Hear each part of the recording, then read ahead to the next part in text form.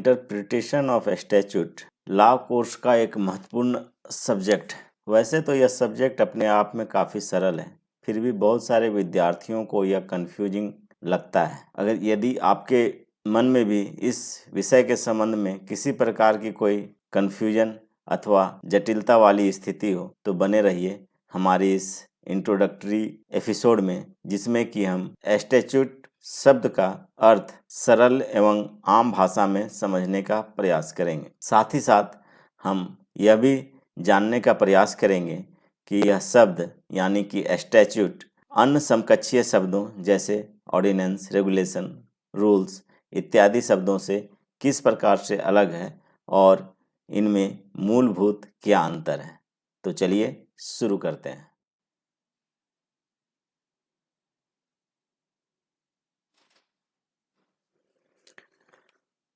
यदि देखा जाए तो अगर स्टैट्यूट के मूल अर्थ को सरल एवं आम भाषा में कहा जाए तो किसी भी एक्ट को स्टैट्यूट कहा जाता है, परंतु अगर ऐसा कहा जाए कि किसी भी एक्ट को स्टैट्यूट कहा जाता है तो ऐसी स्थिति में पुनः यह प्रश्न उठेगा कि एक्ट किसे कहते हैं। तो यदि एक्ट को परिभाषित करना हो और इनडायरेक्टली स्टैट्यूट को भी परिभाषित करना हो तो सिंपली यह कहा जा सकता है कि जिस भी कानून को लेजिस्लेचर द्वारा यानी कि यूनियन लेजिस्लेचर जिसमें लोकसभा और राज्यसभा आते हैं और स्टेट लेजिस्लेचर जिसमें कि विधानसभा और विधान परिषद आते हैं के द्वारा पारित किया जाए, अर्थात किसी भी लेजिस्लेचर चाहे वो यूनियन लेजिस्लेचर हो या स्टेट लेजिस्लेचर हो, दोनों में से किसी भी लेजिस्लेचर द्वारा अगर उसे पारित किया जाए और प्रेसिडेंट या गवर्नर का उस पर असेंट मिल जाए, सहमति मिल जाए, तो उसके बाद जो कानून बनता है उसको हम एक्ट कहते हैं। इसी को स्टैट्यूट भी कहा जाता है, यानी कि एक्ट और स्टैट्यूट में कोई भी अंतर नहीं है, दोनों ही शब्द सिनोनिम्स हैं। ये तो हुई स्टैट्यूट के मूल कसौटी के बारे में कि किस आधार पर हम किसी भी कानून को हम स्टैट्यूट कहेंगे। अब अगर हम इस शब्द के आधिकारिक परिभाषा पर अगर आना चाहेंगे तो यह जानना आवश्यक होगा कि इस शब्द को यानी स्टैट्यूट शब्द को किसी भी लीगल इंस्ट्रूमेंट यानी कि कोई भी कानून की किताब में, चाहे संविधान हो या अन्य किसी कोई एक्ट हो या किसी तरह का कोई कानूनी प्रोविजन में इसको परिभाषित नहीं किया गया है। मैं यह भारतीय संदर्भ में कर रहा हूँ, इंडियन लॉ के संदर्भ में कर रहा हूँ, भारतीय कानून के संदर्भ में कर रहा हूँ। तो चूंकि यह भारतीय कानून के संदर्भ में, इंडियन कानून में किसी भी कॉन्स्टिट्यूशन में, एक्ट में परिभाषित नहीं है, अतः इसके आधिकारिक परिभाषा के लिए हम यूनाइटेड किंगडम के लॉ स्कॉलर, विधिक विद्वानों द्वारा जो परिभाषा दी गई है उस परिभाषा को रेफर करते हैं।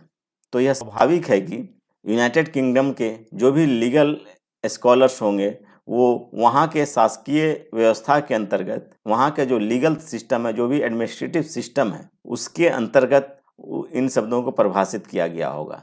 तो जो भी लीगल स्कॉलर्स यूनाइटेड किंगडम के रहे हैं उन्होंने कुछ खास टर्मों का, कुछ खास शब्दों का प्रयोग किया है इस स्टैट्यूट शब्द को परिभाषित करने के लिए, जिसको कि हम भारतीय अवधारणा के संदर्भ में समझेंगे कि उन शब्दों का क्या मतलब है, ताकि किसी भी legal scholars, that means United kingdom के बहुत सारे लीगल स्कॉलर्स में स्टैट्यूट शब्दों को परिभाषित किया है, लेकिन सभी परिभाषा में ये शब्द जो 4 शब्द हैं वो कॉमनली यूज किए गए हैं और अगर जिनको हम समझ लें तो किसी भी लीगल स्कॉलर्स द्वारा जो परिभाषा दी गई है उसको हम आसानी से समझ पाएंगे। तो पहला जो शब्द है वो है house of Commons. House of Commons England के परिप्रेक्ष्य में देखा जाए तो जो स्थिति इंडिया में लोकसभा की है वही स्थिति इंग्लैंड के परिप्रेक्ष्य में हाउस ऑफ कॉमन्स की है। तो वहाँ हाउस ऑफ कॉमन्स को केवल कॉमन्स के नाम से भी जाना जाता है। तो किसी किसी परिभाषा में आप देखेंगे कि हाउस ऑफ कॉमन्स को पूरा न लिखकर केवल कॉमन्स के रूप में ही लिखा गया है। इसी तरह जो राज्यसभा की स्थिति है इंडिया में वो हाउस ऑफ लॉर्ड्स के रूप में इंग्लैंड में है। दैट मीन्स जो पोजीशन हाउस ऑफ लॉर्ड्स का इंग्लैंड में है वो समकक्षीय पोजीशन भारत में राज्यसभा का है। तो दोनों को समकक्षीय के रूप में समझा जा सकता है। इसके बाद आता है क्वीन या किंग। इंग्लैंड में क्वीन और किंग का जो पोजीशन है वह प्रेसिडेंट के समकक्षीय है। दैट मीन्स जो काम भारत में प्रेसिडेंट करते हैं वही काम इंग्लैंड में क्वीन और किंग का होता है। तो आप समझ गए होंगे कि इंग्लैंड के संदर्भ में जो भी परिभाषा दी गई है उसमें सिंपली यही कहा गया है कि जिस कानून को भी दोनों सदनों के द्वारा, that means House of Lords and House of Commons, या फिर कॉमन्स एंड लॉर्ड्स, इन दोनों सदनों के द्वारा पारित किया गया हो और क्वींस या किंग के द्वारा जिस पर सहमति दी गई हो, तो इसके बाद जो कानून बना है उसको एक्ट कहते हैं और उसको ही स्टैट्यूट कहते हैं। तो केवल इन 3 शब्दों का भारतीय और इंग्लैंड के परिप्रेक्ष्य में अंतर है, बाकी सारी चीज़ें आप समझ ही रहे हैं कि एक समान है, उसमें कोई अंतर नहीं है। एक और एंगल से, एक और परिप्रेक्ष्य में इस परिभाषा को समझेंगे, वह शब्द है कॉमन लॉ। आप देख सकते हैं इन शब्दों को मैंने ऑलरेडी आप स्क्रीन में मेंशन किया है, जो कि House of Commons, House of Lords और क्वीन स्टॉक किंग, ये 3 शब्दों को मैंने ऑलरेडी पहले से ही परिभाषित कर दिया है, आपको बता दिया है। जो लास्ट शब्द है कॉमन लॉ, स्टैट्यूट शब्द को समझने के लिए इंग्लैंड के परिप्रेक्ष्य में खास करके ये आवश्यक है कि कॉमन लॉ को भी समझाया जाए कि कॉमन लॉ क्या है, क्योंकि जो हमारा सारा लीगल सिस्टम है वह इंग्लैंड से आया हुआ है, वहीं से हम लोगों ने सारा इस व्यवस्था को बोरो किया है। तो अगर देखा जाए तो हमारे लीगल सिस्टम का भी जो बर्थ हुआ है वो कॉमन लॉ से ही हुआ है। जहाँ कोई भी रिटन लॉ अवेलेबल नहीं है हमारे सिस्टम में, वहाँ हम कॉमन लॉ को रेफर करते हैं। ये तो मोटा मोटी बात हुआ कॉमन लॉ के संदर्भ में। अगर हम स्पेसिफिकली बताना चाहें कि कॉमन लॉ क्या होता है, तो आप इसको इस तरह समझ सकते हैं कि शुरुआती दौर में इंग्लैंड में किसी तरह का कोई रिटन लॉ नहीं था। आज के डेट में जिस तरह से हम कानून को लिख कर दोनों सदनों के द्वारा, विधायिका के द्वारा इसको पारित करके, राष्ट्रपति द्वारा इस पर मुहर लगा के तब ये कानून बनता है, इस तरह से इंग्लैंड में कोई भी उस समय कानून नहीं बनाया जाता था। सिंपली क्या होता था कि कोई भी जो वहाँ का जो कस्टम एंड प्रैक्टिसेस थे, जो रीति रिवाज था, उसी को धीरे धीरे कानून के रूप में स्वीकार कर लिया गया और स्पेसिफिकली कभी भी कानून के रूप में कोई कानून को नहीं लिखा गया। जो भी प्रैक्टिस लोग करते थे, जो भी वहाँ का रीति रिवाज था, कस्टम था, उसी को लोग कानून के रूप में स्वीकार कर लिए। और साथ ही साथ जो वहाँ जजेज जो फैसला देते थे, उसको कभी जजेज जो भी फैसला देते थे वो भी कानून लिखने के लिए नहीं देते थे, वो केवल खास इसलिए देते थे कि इस तरह के सर्कमस्टांसेस में, इस तरह की स्थिति में क्या फैसला होना चाहिए, जो कि एक रूप एक समान होता था, उसमें कोई वेरिएशन नहीं होता था। तो चूंकि उसमें किसी तरह का वेरिएशन नहीं होता था, तो वो भी अपने आप में वो कानून का शक्ल अख्तियार करते चला गया।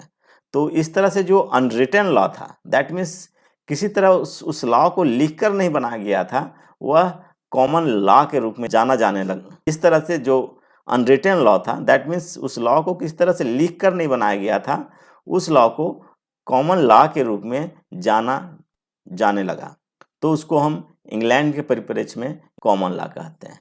तो जब आप इस कॉमन लॉ की तुलना स्टैट्यूट से करेंगे तो स्वाभाविक होगा कि दोनों में से यही अंतर है कि हमारा जो स्टैट्यूट है वो रिटन लॉ है, वो लिखा हुआ है, लिखित रूप से है, उसको विधायिका में पेश करने के समय बिल के रूप में लिखा जाता है, बिल के रूप में उसको प्रस्तुत किया जाता है। जब वो शुरुआती दौर में सदन में आता है तो उसको कहते हैं कि बिल अभी सदन में लाया गया है, उसको बिल के रूप में एड्रेस करते हैं। तो इस तरह से ये लिखित फॉर्म में होता है, जबकि कॉमन लॉ में इस तरह का कोई लिख के कानून नहीं बनाया जाता है। तो जो भी वहाँ के इंग्लैंड के स्कॉलर्स हैं, जब भी इसको इन्होंने परिभाषित किया है तो स्टैट्यूट को उन्होंने रिटन लॉ कहा है और इसको कंपेयर किया है कॉमन लॉ के साथ कि ये कॉमन लॉ से इस तरह अलग है कि कॉमन लॉ अनरिटन लॉ है, बिना लिखा हुआ लॉ है, अनलिखित लॉ है, लिखा गया लॉ नहीं है, जबकि हमारा स्टैट्यूट जो है वो लिखित लॉ है। तो ये 4 जो शब्द हैं बेसिकली लीगल स्कॉलर्स द्वारा, जो यूनाइटेड किंगडम के हैं, जो इंग्लैंड के हैं, उनके द्वारा ये यूज किया गया है स्टैट्यूट शब्द को परिभाषित करने के लिए, और इन्हीं के द्वारा ये शब्द परिभाषित हुआ। इस तरह से आप समझ सकते हैं कि जो भी स्टैट्यूट शब्द की आधिकारिक परिभाषा है वो भारतीय कानून की किताबों में अवेलेबल नहीं है, ना ही संविधान में है, ना ही किसी अन्य कानूनी किताब में है, और ये सिंपली यूनाइटेड किंगडम के लीगल स्कॉलर्स द्वारा परिभाषित किया गया है।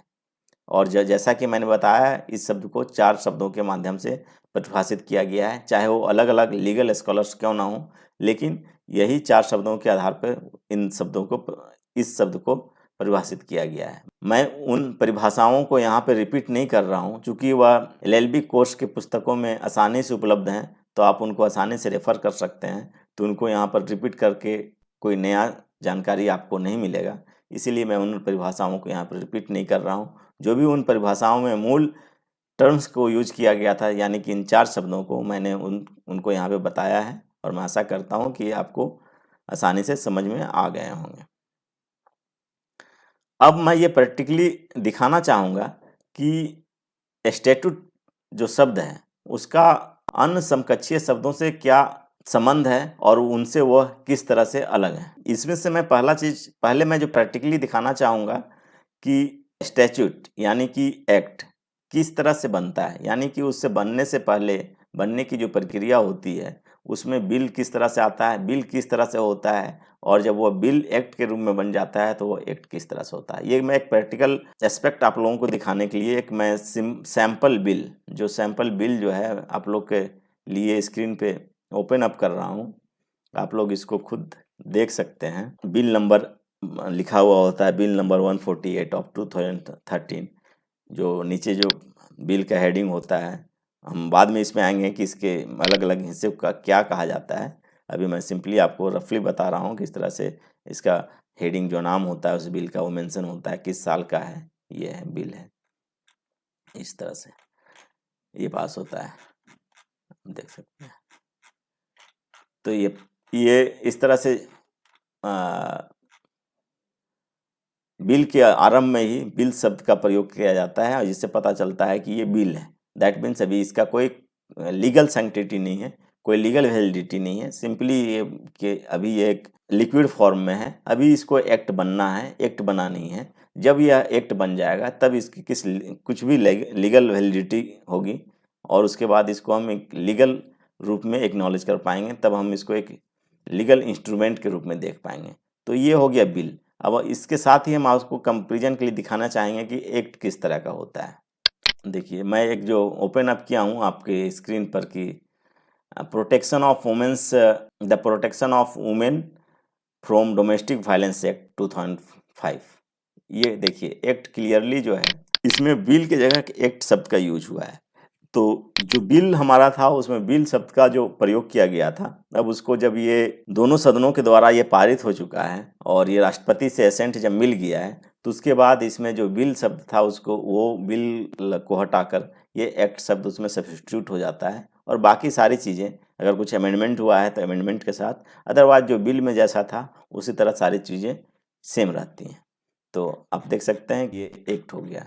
तो यह एक्ट जिसमें भी ये एक्ट शब्द का यूज हुआ है आप उसको मान सकते हैं कि वह वही स्टैच्यूट है, इसी को हम स्टैच्यूट कहते हैं। ये हमारा जो प्रैक्टिकल एस्पेक्ट्स है उसको हम दिखाने का प्रयास कर रहे हैं कि एक्ट जो है जिसमें भी एक्ट शब्द का, देखिए जो एक्ट शब्द का प्रयोग हुआ है ये कंप्लीट इंस्ट्रूमेंट, ये पूरा जो चाहे 4 पेज का हो 10 पेज का हो वो इसको हम स्टैच्यूट कहते हैं और साथ ही साथ एक्ट भी कहते हैं।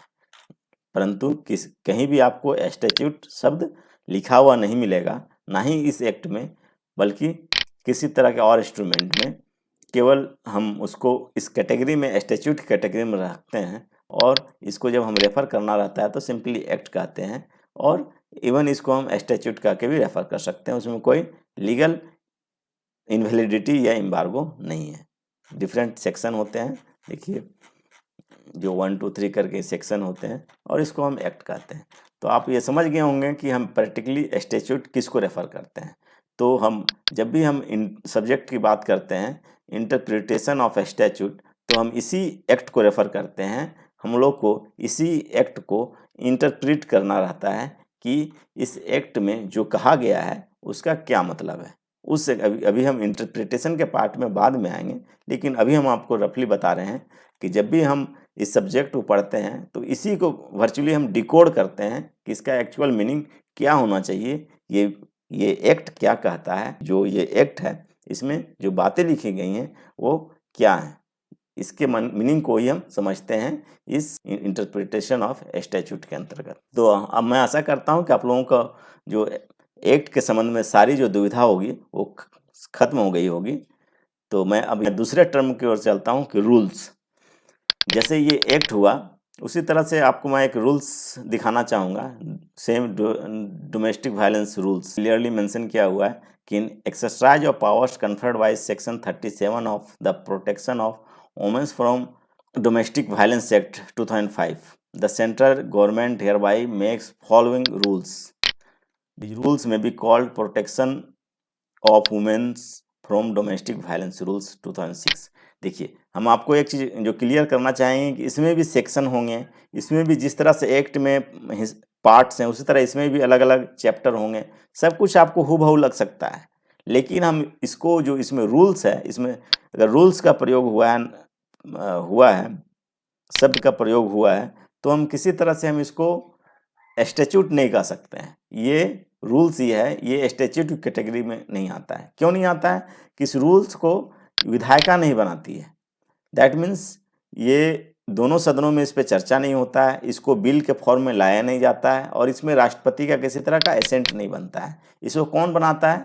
तो जिसको भी उस एक्ट में एम्पावर किया गया है इस रूल को बनाने के लिए। जैसे इस केस में कहता है कि सेक्शन 37 ऑफ प्रोटेक्ट और डोमेस्टिक वायलेंस एक्ट के अंतर्गत पावर दिया गया है सेंट्रल गवर्नमेंट को। तो सेंट्रल गवर्नमेंट का जो डिपार्टमेंट है वो इस रूल को बनाया है, लेकिन जो बेसिक डिफरेंस होता है वो एक्ट से यह होता है कि किसी भी एक्ट्स में वर्चुअली एक्ट शब्द का प्रयोग किया गया रहता है, जबकि किसी भी रूल्स में ये रूल्स शब्द का प्रयोग होता है। जैसे ये इसमें क्लियरली मेंशन है कि डोमेस्टिक वायलेंस रूल तो 2006। तो जहाँ भी आप रूल पाएंगे वो एक्ट से अलग है, वो स्टैट्यूट नहीं है। वो एक्ट और स्टैट्यूट इसीलिए नहीं है क्योंकि एक्ट और किसी भी स्टैट्यूट को विधायिका जो होती है वो पारित करती है और राष्ट्रपति का उसमें एसेंट होता है। लेकिन रूल्स के संबंध में ये प्रक्रिया नहीं अपनाया जाता है। रूल्स के संबंध में यह सिंपली यह प्रक्रिया अपनाया जाता है कि जिस भी एजेंसी को, जैसे इस डोमेस्टिक वायलेंस एक्ट के संदर्भ में सेंट्रल गवर्नमेंट को एम्पावर किया गया है, तो सेंट्रल गवर्नमेंट क्या करती है कि इस एक्ट के दायरे में जो भी इस एक्ट में कहा गया है, जो भी कानून बनाया गया है, उसको मेटिकुलसली कंप्लाई करने के लिए, उसको एग्जीक्यूट करने के लिए कुछ डिटेल प्रोविजन बनाए जाते हैं रूल में। उसको सिंपली उसी दायरे में, उसको बिना वायलेट किए हुए, बिना किसी उस एक्ट के प्रोविजन से के दायरे से बाहर गए हुए, उसी दायरे में रहते हुए इस रूल को बनाया जाता है। तो आप इस तरह देखेंगे कि इस तरह से ये बेसिक दोनों में डिफरेंस ये है कि किसी भी एक्ट या स्टैट्यूट को लेजिस्लेचर बनाता है, उस पर राष्ट्रपति का एसेंट होता है या गवर्नर का एसेंट होता है, लेकिन रूल्स के केस में ऐसा नहीं है। रूल्स को कोई भी जो गवर्नमेंट का डिपार्टमेंट होता है, गवर्नमेंट एजेंसी होती है, वो बनाती है और इसमें किसी तरह से गवर्नर और प्रेसिडेंट का किसी तरह का कोई एसेंट नहीं होता है। तो ये बेसिक डिफरेंस है। इसीलिए आपको किसी भी स्थिति में ये कंफ्यूज नहीं होना है कि रूल्स स्टैट्यूट की कैटेगरी में आएगा या नहीं आएगा। रूल्स कभी भी स्टैट्यूट की कैटेगरी में नहीं आता है, इसी कारण से। क्योंकि स्टैट्यूट होने के लिए बार बार मैं ये रिपीट कर रहा हूँ कि जो बेसिक कंडीशन ये है कि उसको दोनों सदनों द्वारा पारित होना चाहिए और राष्ट्रपति या गवर्नर का उसमें एसेंट होना चाहिए। ये जो बेसिक कसौटी है रूल्स के केस में कंप्लाई नहीं हो रहा है, फुलफिल नहीं हो रहा है, इसलिए हम इसको स्टैट्यूट नहीं कहें। रूल्स के बाद आपको हम दिखाना चाहेंगे कि रेगुलेशन कैसा होता है। देखिए, एक आपको मैं Jharkhand state legal service authority का रेगुलेशन दिखा रहा हूँ। सिंपली आप देख सकते हैं कि Jharkhand legal services authority regulation 2002। स्वाभाविक है कि चूँकि ये रेगुलेशन है, इसमें रेगुलेशन वर्ड का प्रयोग किया गया है। ये 2002 में बना हुआ है, इसलिए 2002 लिखा गया है। तो ये रेगुलेशन है। अब सिंपली जैसे रूल्स को बनाया जाता है, अब रूल से भी अगर कुछ हमको डिटेल प्रोविजन बनाना हो, रूल तो मैंने बना दिया उस एक्ट को इम्प्लीमेंट करने के लिए, लेकिन अगर उससे भी अगर हमको कुछ और भी डिटेल प्रोविजन बनाना हो तो इवन रेगुलेशन बनाया जाता है। तो ये रेगुलेशन और रूल्स और एक्ट में ये मूल अंतर होता है कि एक्ट के बाद रूल्स जो होता है उससे ज़्यादा डिटेल वे में बनाया जाता है और डिटेल से भी इवन जनरली जो होता है रेगुलेशन उससे ज़्यादा जो डिटेल फॉर्म में बनाया जाता है, उस एक्ट को इम्प्लीमेंट करने के लिए वो रेगुलेशन के फॉर्म में होता है। तो चूंकि रेगुलेशन को भी चूंकि पार्लियामेंट नहीं बनाती है, वो किसी तरह से उस पर बिल और एक्ट जैसा जो है उस पर किसी तरह का लेजिस्लेचर चर्चा नहीं करती है, प्रेसिडेंट या गवर्नर द्वारा उस पर किसी तरह का एसेंट नहीं मिलता है, तो सिंपली इसीलिए यह स्टैट्यूट के कैटेगरी में नहीं आता है। तो आप ये समझ गए होंगे कि ये भी स्टैट्यूट नहीं है, रेगुलेशन भी स्टैट्यूट नहीं होता है। इसी तरह ऑर्डिनेंस हम आपको दिखाना चाहेंगे कि ऑर्डिनेंस किस तरह का होता है। British law amendment ordinance 2013 clearly इसमें चूंकि ये ऑर्डिनेंस है, ये इसमें ऑर्डिनेंस शब्द का प्रयोग किया गया है। जहाँ तक हमको आशा है कि आप ऑर्डिनेंस के बारे में तो जानते ही होंगे। ये किसी तरह से पार्लियामेंट नहीं बनाती है, इसको सिंपली प्रेसिडेंट प्रोमुलगेट करते हैं। तो हम रेगुलेशन बता चुके हैं, रूल्स बता चुके हैं, ऑर्डिनेंस बता चुके हैं, और एक अलग जो नॉर्मल शब्द जो हम लोग डे टू डे यूज करते हैं वो है लॉ। लॉ जो शब्द है ये कॉन्स्टिट्यूशन में डिफाइंड है, जिसमें कि सभी तरह के कानून आप समझ सकते हैं, जिसमें कि कोई पॉलिसी हो, बाय लॉ हो, ऑर्डिनेंस हो, ये सभी तरह का कुछ भी आप एक्ट वन एक्ट हो, जो भी है ये सारे शब्दों का जो है वो इंक्लूड करता है। इसीलिए जो अगर आप स्टैट्यूट और लॉ में अगर अंतर करना चाहेंगे तो सारे स्टैट्यूट लॉ हैं, लेकिन हर एक लॉ जो है वो स्टैट्यूट नहीं है, क्योंकि आप देख रहे हैं कि एक ऑर्डिनेंस भी लॉ है, एक रूल्स भी लॉ है, एक रेगुलेशन भी लॉ है, लेकिन वो स्टैट्यूट नहीं है। स्टैट्यूट होने के लिए क्या होना चाहिए कि वो पहला चीज़ दोनों सदनों द्वारा पारित होना चाहिए, ऐसे राष्ट्रपति द्वारा, गवर्नर द्वारा उस पर एसेंट होना चाहिए, रिटन फॉर्म में होना चाहिए। ये सब बेसिक कंडीशन जब पूरी नहीं होंगी तब तक वो स्टैट्यूट नहीं होगा। तो ये बेसिक आप अंतर समझ सकते हैं कि लॉ जो वर्ड है काफ़ी ब्रॉड है, वो सभी तरह के कानूनों को अपने आप में इंक्लूड करता है, लेकिन स्टैट्यूट जो है खास तरह के कानून जो होते हैं जिसको हम एक्ट कहते हैं वही स्टैट्यूट होता है।